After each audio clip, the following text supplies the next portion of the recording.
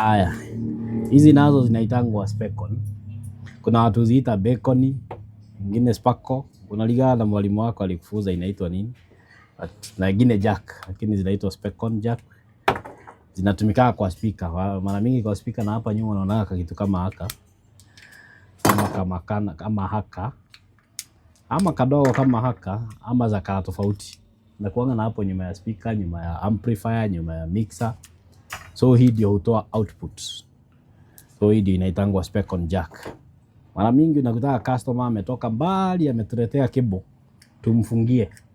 Ama Sunday asubuhi PK, cable yangu imekatika. Na leo nataka kuonyesha kaka trick rahisi ambao unaweza jifanyia ukiwa nyumbani ama ukiwa church, ukiwa kwa event yako, si lazima utuletee.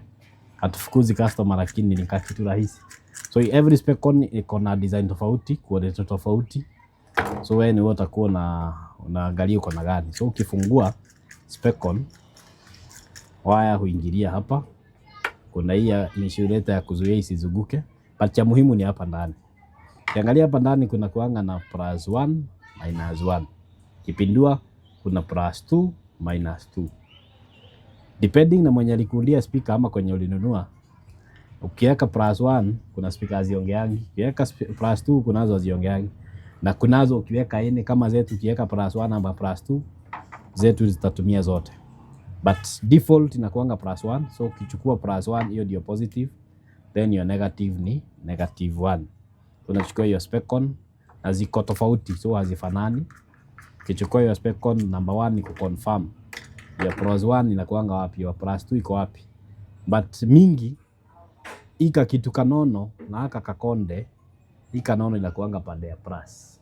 So pande ya juu yenye iko na kanono ndio inakuanga pande ya plus. So unachukua cable yako, kama una kata unaweza tumia pliers, kunao tumia kisu, na depend uko area gani na ni emergency gani uko nayo. Unakata vizuri, unatoa ngozi, naweza chomelea kama uko na soldering gun. Kama hauna, unafunga tu direct kwanza ikushikilie kwa hiyo event ambayo uko. Na kama hiyo +1 sasa nimechukua my cup.